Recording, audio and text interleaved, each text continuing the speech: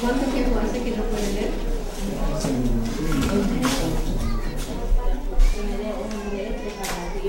¿Es el problema que no puede ver al lado o totalmente no puede ver? Muy poco ve a la oficina. ¿Cuántos años tiene usted? 56. 56. ¿De qué trabaja usted? ¿De agricultura? Agricultura no puede. ¿Y puede ver lo que está haciendo? Muy poco ve. Es como si estuviera Tenemos una especialista de ojos que trabaja en la clínica.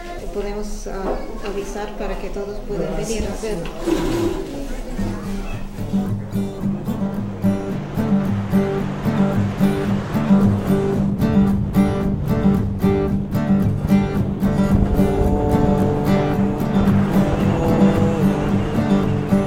It's amazing to see, how happy and how many jokes they tell and how accepting and loving of life they are. Hola. ¿Cómo está? Its citizens are no way poor in spirit. However, Bolivia is the poorest nation in South America.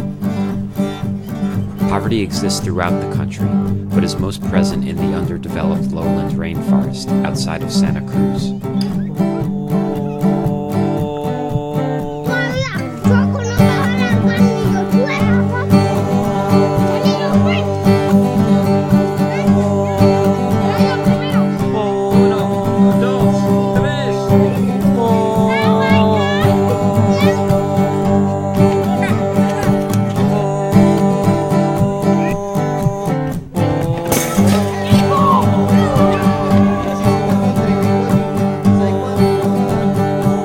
The forest is mostly dotted with small villages of 400 or 500 people, such as Palacio.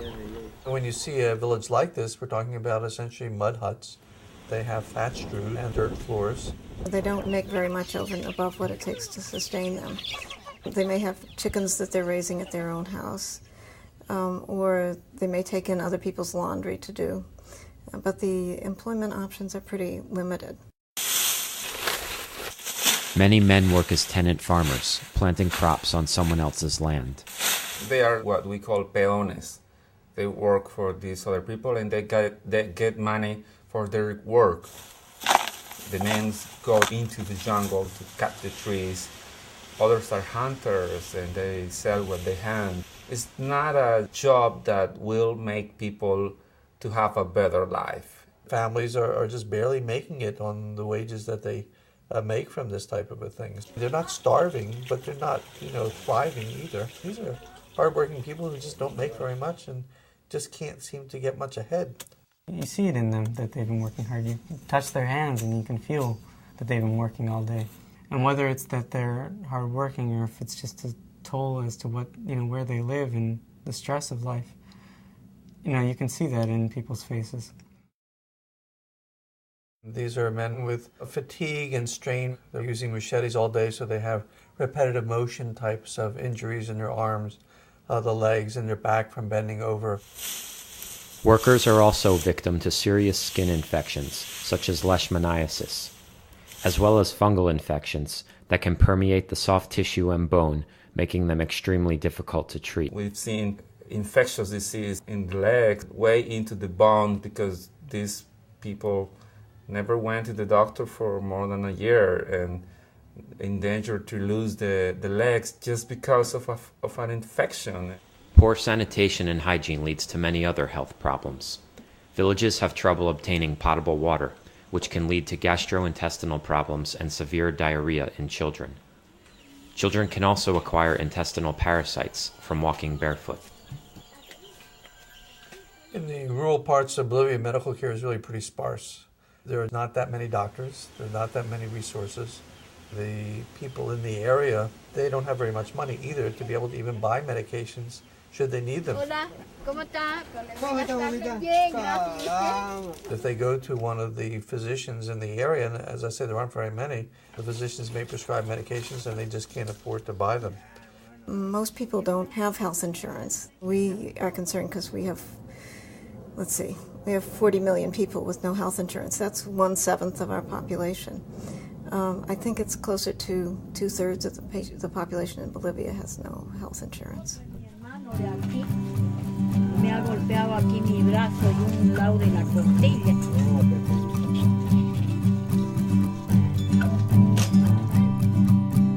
Mark Malich and Susan Ho, husband and wife, founded the Daniels Hammett Patient Assistance Foundation in the 1980s to bring medical care to those in need. Dr. Ho and Dr. Douglas Villarroel, a Bolivian endocrinologist, met in Chicago in 1994.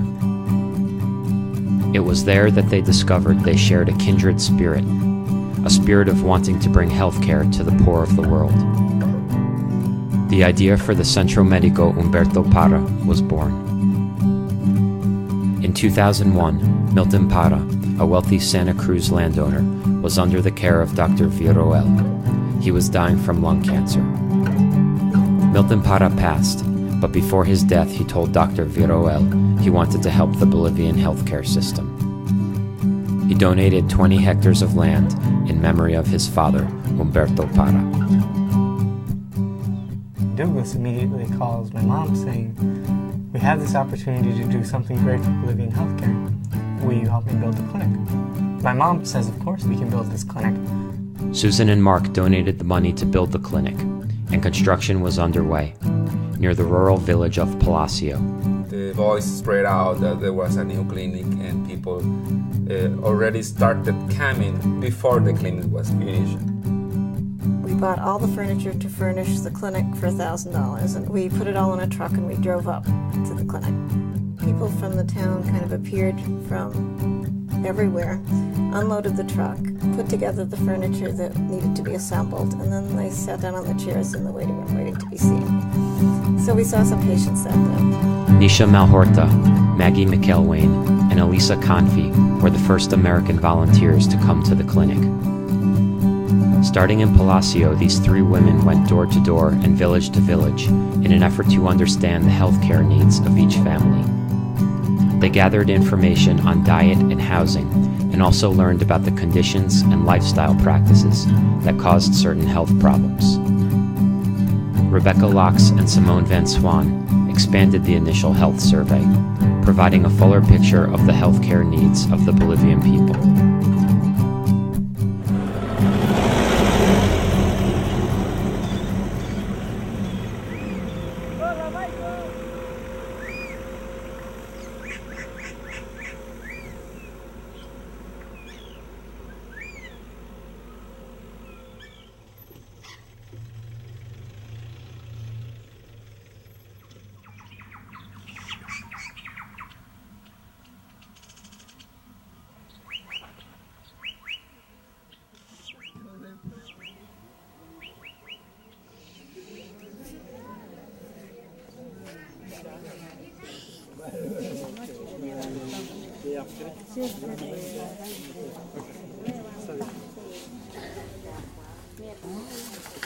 Primera vez. Tipo de sangre, ¿sabe? No me acuerdo, sé que es universal, pero no. Ok. ¿Casado? No, soltero. Soltero. Más lejos. Ok, ¿y su barrio? Barrio 6 de agosto. 6 de agosto. ¿Nivel de educación? Como es cuarto, primaria, ¿no? ¿Fuma? ¿Ah? ¿Fuma? No, eso. No, nunca, no. No me creen. Bebe. Eso, agua y también traguito. Yo entiendo. Ok, señor. Es todo. Ya, gracias. ¿Primera vez o...? Primera vez la traigo. ¿Y su nombre, señor? Rubén. Rubén. ¿Fecha de nacimiento? Ahorita tiene 9 años tiene cumplido. No fuma, espero. No bebe, espero. Ok. ¿Alergias? No tiene. No tiene. Que tiene es caracha nomás en la cabecita. Okay. Y soltero. Sí, soltero. Casado, decirle. ¿Esta es su esposa, no? Esa es su esposa. Ok. Colorado se puede. Un número nomás aquí. Okay. Ya está todo. Un número. ¿Hace cuánto tiempo que está esto? Ya está años. Está picando, comiendo. Ese era, no aguanta, la noche llorando, y no tiene plata. Un rato, no se está. La estaba buscando. No la encontraba.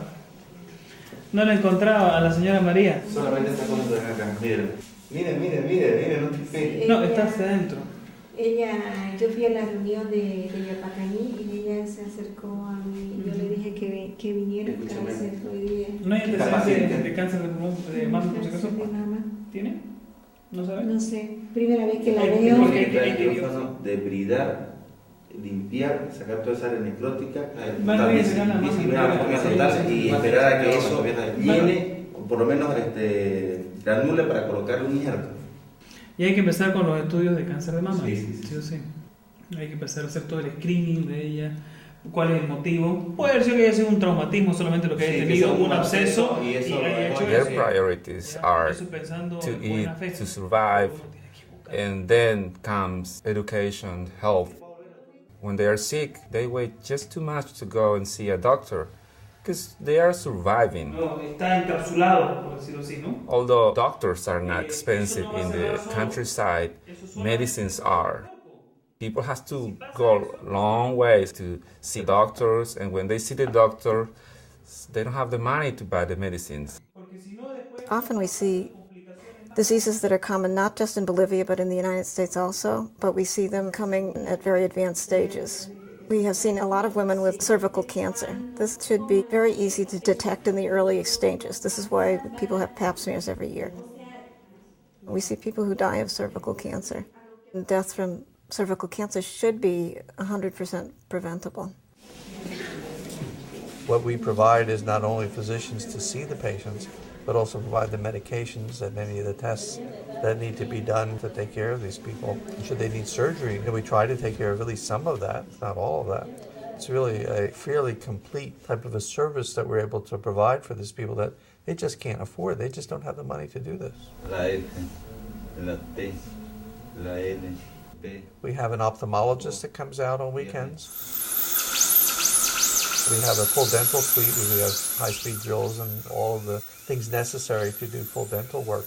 We also have a gynecologist that comes out on weekends, and so that we can save up some patients who have gynecological problems and tell them to come back when a gynecologist comes if they're beyond our abilities to deal with the circumstance. One of the things that I haven't seen as much in the United States is the complications of having a lot of pregnancies, many children, and that's uterine prolapse, where the uterus actually sort of becomes so low that it's sort of half of it is outside of the body.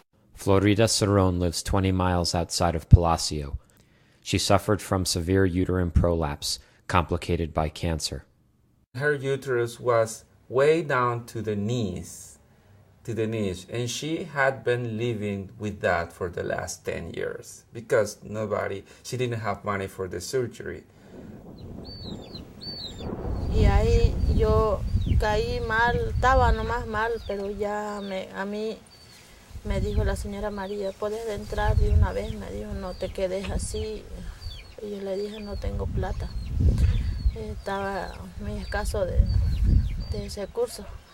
Y me dijo ella, nosotros te vamos a ayudar. Ya le dije, entramos. Y ya fui yendo a la clínica ya, o sea, fui yendo a Palacio a hacerme atender. De ahí la señora María le hizo el ya para que me lo saquen la matriz. Si hubiera habido la clínica, ¿qué ella ha hecho? No, usted iba a ser pues grave. Quizás no haya estado viva ya, no haya estado muerta. So we helped her we paid that surgery, and we helped that lady to have a better quality of life, not having infections and everything, for just $280. Me ponía feliz porque había quien me ayude. Y me ayudaron. The clinic has provided hundreds of people with life-saving surgery, often for as little as $200 or $300. Ilda Sandoval was a recipient of a more expensive surgery from the clinic. She needed a pacemaker. She had reached a point where she was having fainting spells. The fainting spells were sort of periods when her heart didn't beat and she didn't get blood to her brain and she really passed out. And then it would start again. Ya parece que ya no iba a seguir viviendo porque ya los desmayos eran muchos, ya no podía yo ya nada. Paraba en cama nomás, así que, pero con la llegada de la doctora, la clínica, fue un alivio, fue un milagro, como yo digo, ¿no? Y ya ella en persona trajo un cardiólogo. Entonces le dije que era urgente mi operación. Me dice, le vamos a hacer una cirugía del corazón, le vamos a poner un marcapaso. Entonces yo le digo, doctora, no tengo plata yo, no puedo, doctora. ¿Cuánto me han pedido eso otros médicos que en particulares, ¿no? Que yo iba más antes a hacerme ver, pero no tengo, doctora, plata. Ella sonriente me dice, no, Hilda, yo voy a pagar. One of the things that we've been trying to do is not just come in and see people once for a problem, but to set up some system where they continue getting medical care for diseases that are chronic. Diabetes and hypertension are an example of this, and we're trying to set up a care program for diabetes and hypertension that can be a model for other kinds of diseases. 2 second-year medical students from Northwestern University, Lisa Jager and Sarah Medendorp, brought their care program to the communities surrounding the clinic. Sarah Medendorp and I are down here to seek out the patients that have either diabetes, hypertension, or both, and to set up support groups for them in 3 different procedencias and inform them as to what it means to have diabetes and what it means to have hypertension. For both diabetes and hypertension, it's a lifestyle change. And part of that lifestyle change is taking your medicine. But we have focused on 3 areas here: changes in diet, changes in exercise, and taking your medications regularly. The idea is that we're going to plant this kernel in their head that it's not just about medication, it's not just about diet, it's not just about knowing that my sugar is 245. What does that mean that it's 245 and last week it was 130? Necesitamos discutir sus números, sus niveles. La última vez sus números son 148, es muy alta. Recuerda porque abajo de 120 es normal. Pero esta mañana su número es 98. Es muy bien. We say, this is where your blood sugar is now. This is where it was 2, 3, 4 days ago. You can see that it's higher or lower.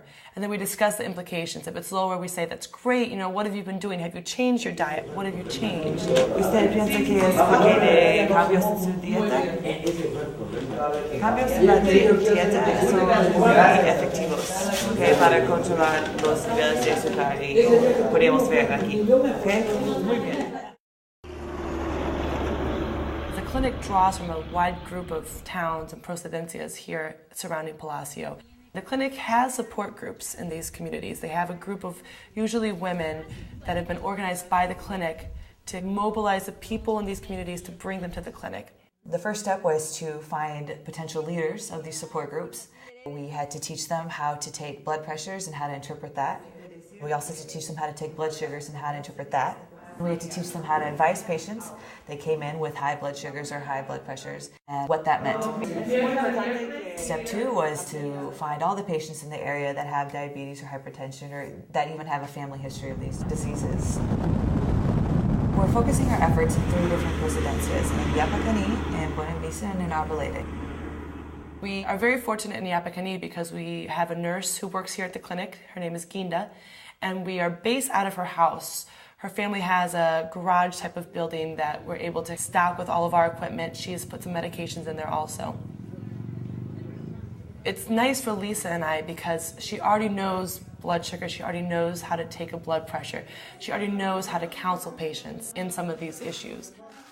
She's been very proactive in finding patients, recruiting patients, getting the word out that they have to come to her house to get this done, and also kind of saying that it's an important thing to do to have your blood sugar checked twice a week. There's usually 4 of us that are working. One of us will do blood pressures, one of us will take blood sugars. Usually Ginda's counseling patients on how they're going to get to the clinic. She has set up a system of transportation to and from Yapacani to the clinic.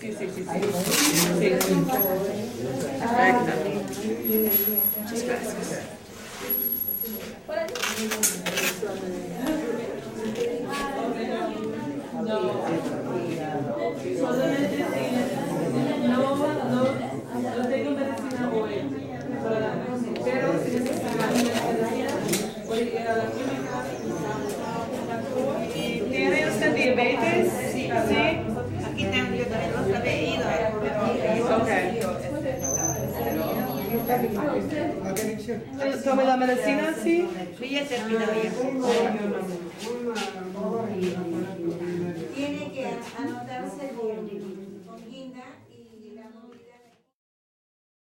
One time I saw on TV this person who was throwing the starfish to the sea, and this other person approached to him and asked, what are you doing?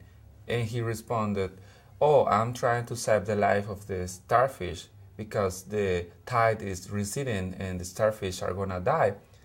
And the other guy said, but look at the beach, there are thousands and thousands, you're not gonna be helpful. And he picked up one of the starfish, threw it to the sea, and he said, for that starfish, it's gonna make the difference. Bolivia is such a poor country with so many problems because of poverty. We can make the difference, even for one person, and that's gonna be good. I think for people who have more to help people who have less, there's obviously a concept that goes back forever and has been around in mankind, since the beginning of time. I think it's just sort of one of these moral imperatives that you just can't let people go who just aren't making it. Sometimes they need some help. For those of us who are fortunate to have a little bit more, it seems like the right thing to do to help those who have a little bit less.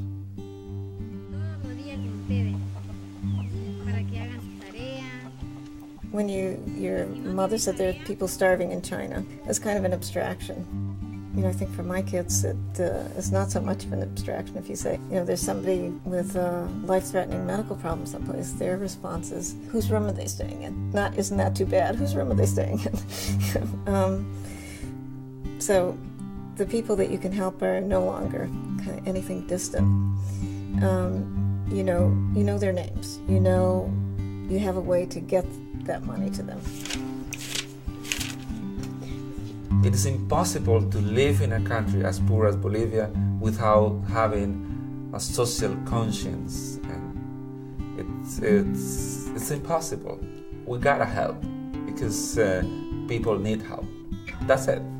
¿Qué quiere ser cuando más mayor? Yo quiero ser doctora.